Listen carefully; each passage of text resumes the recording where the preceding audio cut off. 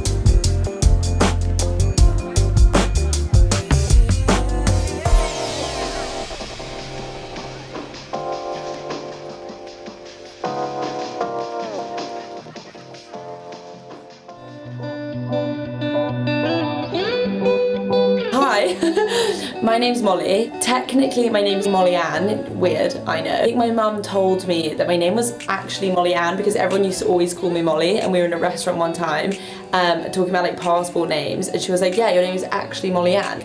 What? I don't really like the name Molly Ann. It doesn't really suit me. I feel like it's a bit too like pageant queeny, weird for me. I study history, going into my 3rd year. In Edinburgh, it's actually quite strange. The first 2 years of a university don't count towards your degree. I'm sure a lot of you probably sitting there in America like, what the hell? It's kind of a weird thing. The first 2 years don't count, so you technically just need to pass, and then the last 2 actually start counting towards your degree. This is that year, so I need to study.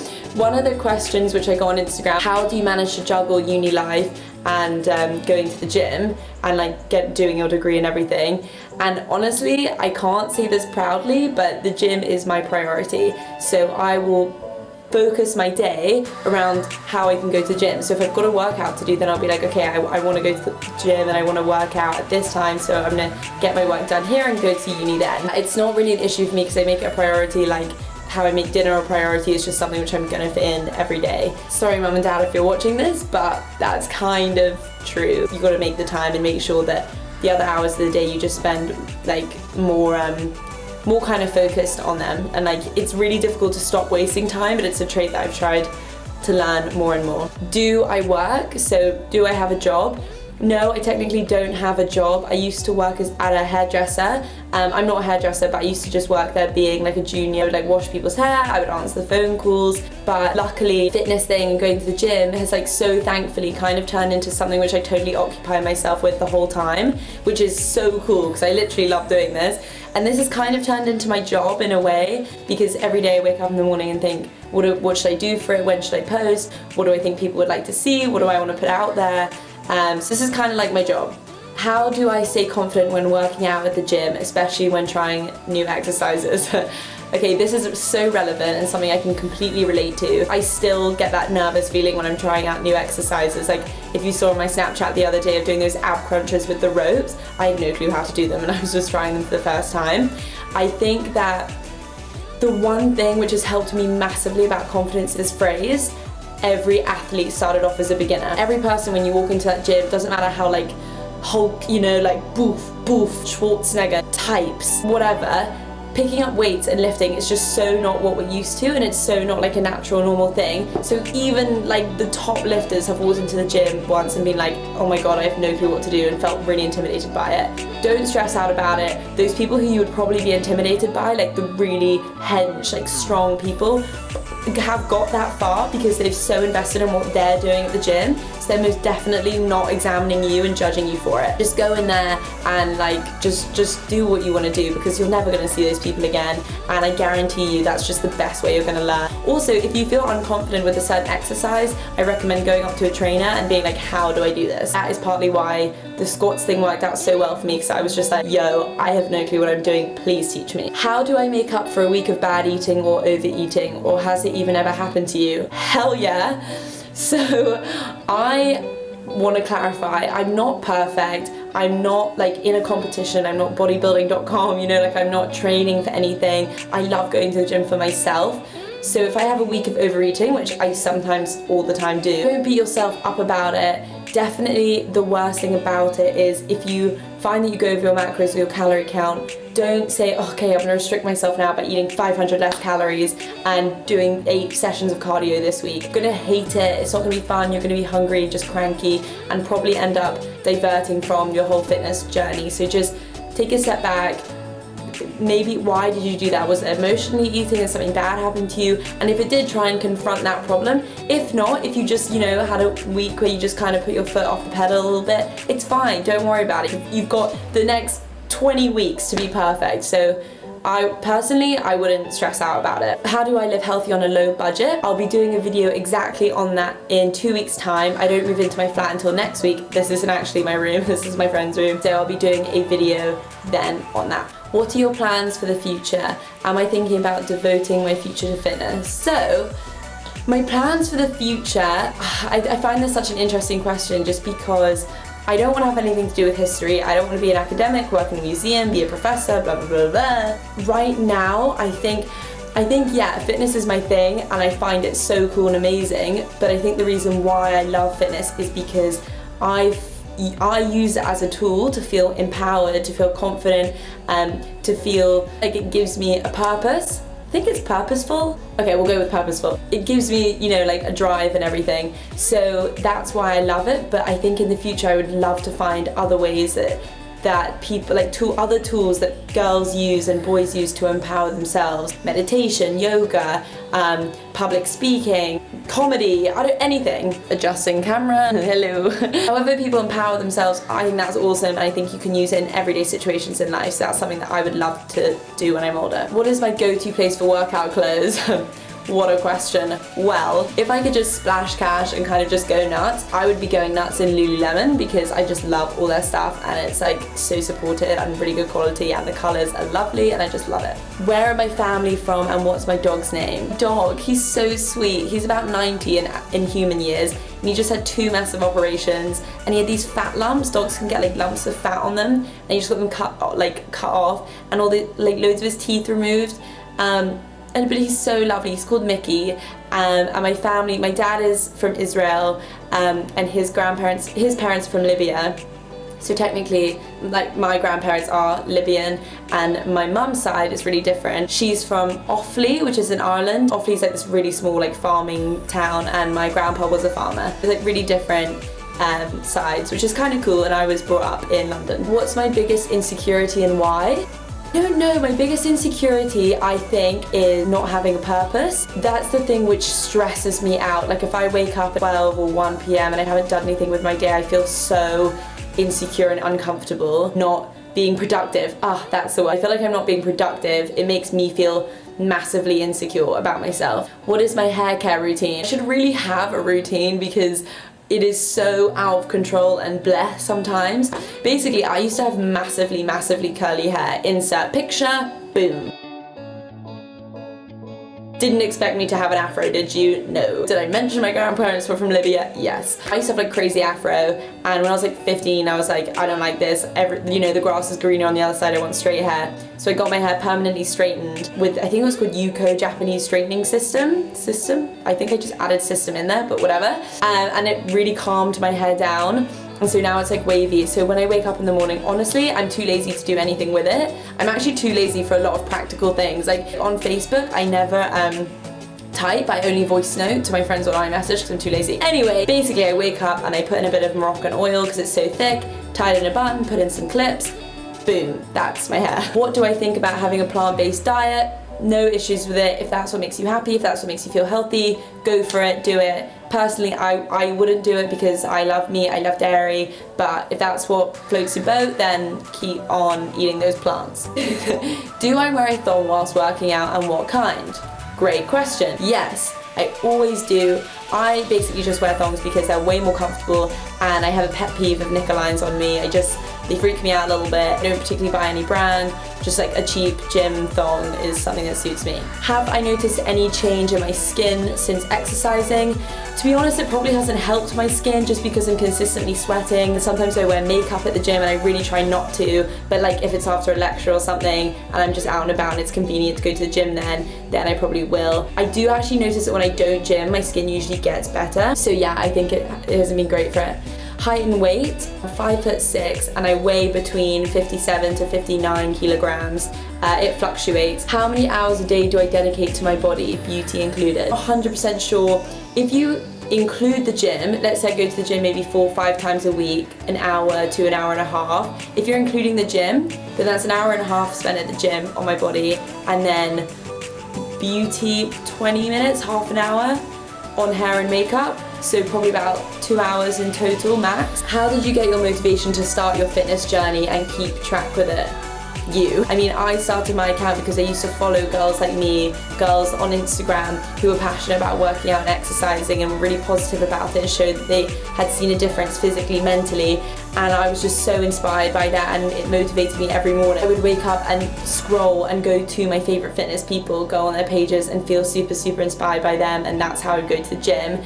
And then as soon as I started seeing results, or not just physical ones, but if I could get faster, get stronger, lift heavier, that made me like addicted to it, and I just kept going because I wanted to get better and better. Do you brush your teeth before or after breakfast? Shout out to Anna for this question because I love random ones like this. I usually brush my teeth after, no particular reason, I just do.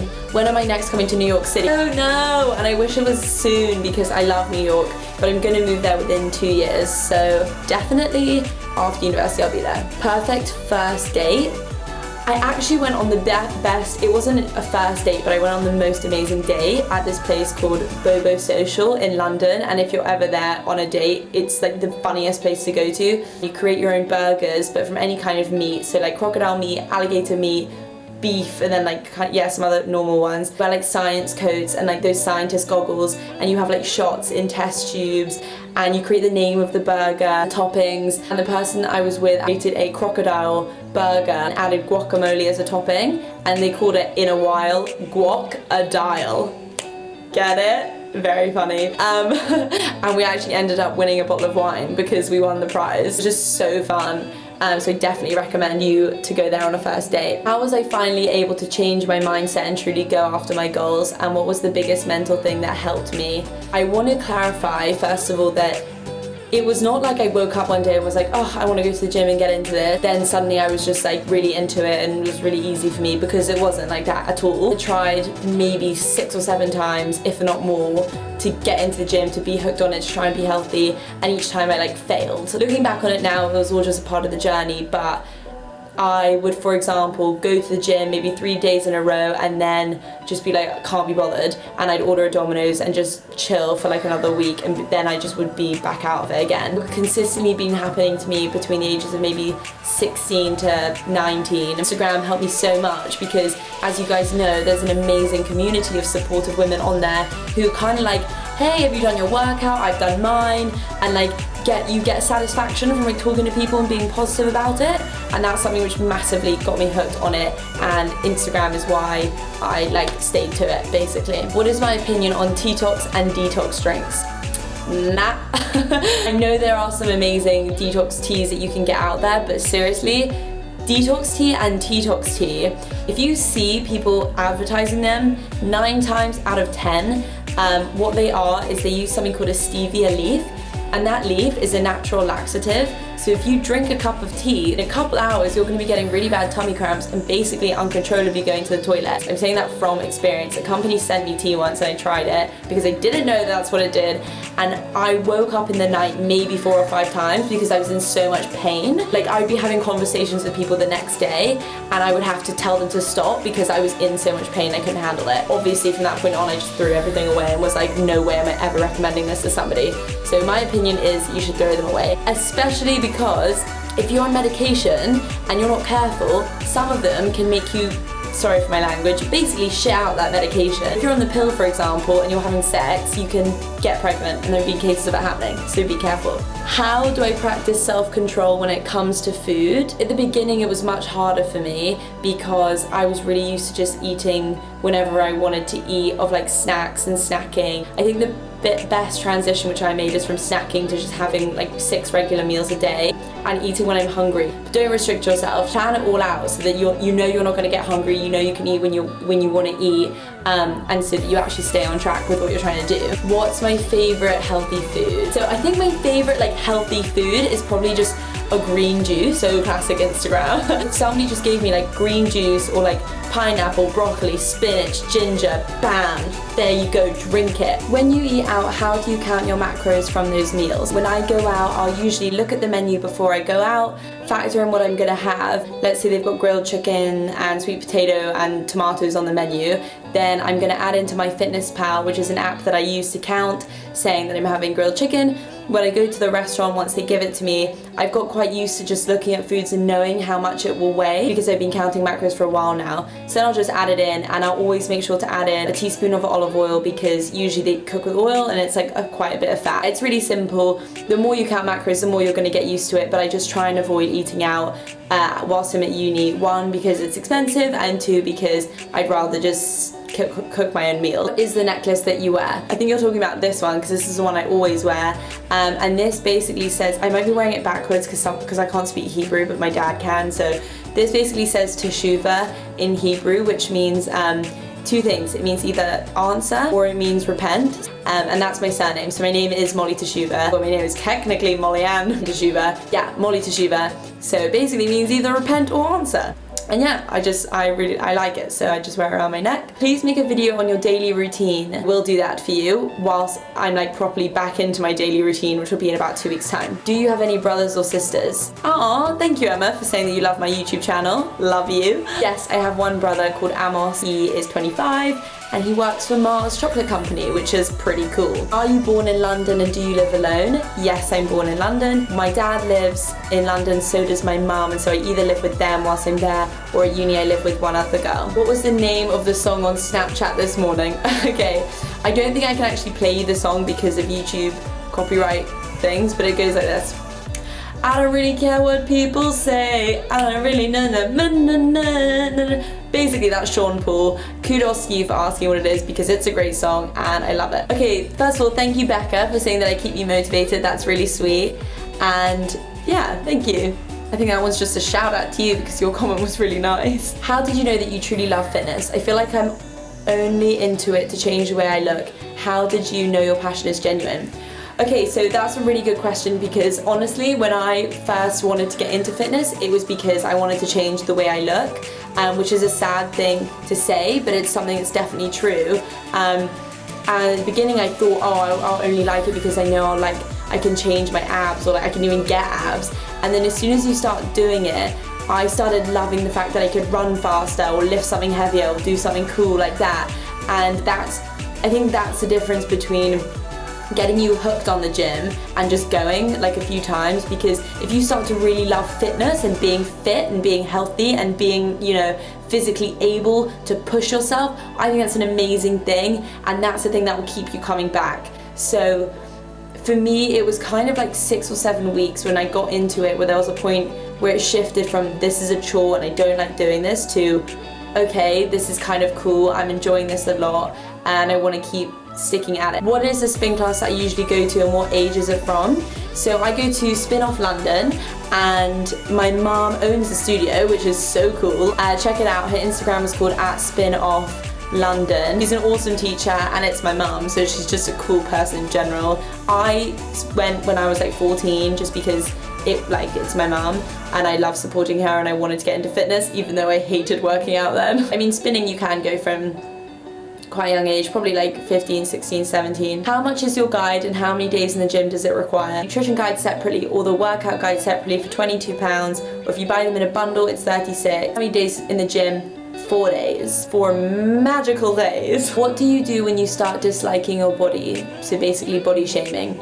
Okay, I think this is a really important question and something which I'm really happy to answer, because as soon as I started going to the gym, so let me give you an example. Let's say you don't like your arms, okay? For some reason you don't like them and you want to change them. So you start lifting weights to try and make them turn. You're lifting 5 kilograms and then 2 weeks time you can lift 10 kilograms and so on and so on. You're gonna start being like, shit, like I seriously appreciate my arm for being able to lift this, and you know what? It's bloody cool that my body can improve that much and get stronger. For that reason, you just start appreciating your body so much more. Started doing things like running or lunging or squats or leg press, and I was just like, this is so freaking cool that my legs can even do this shit.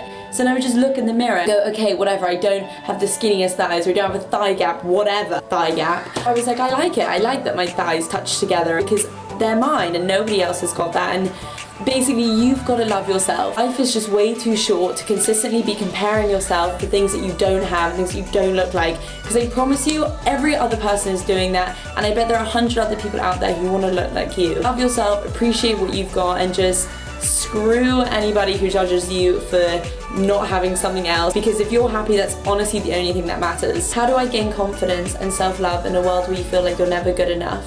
It's so much harder said than done, but no one is obliged to love you in this life except yourself.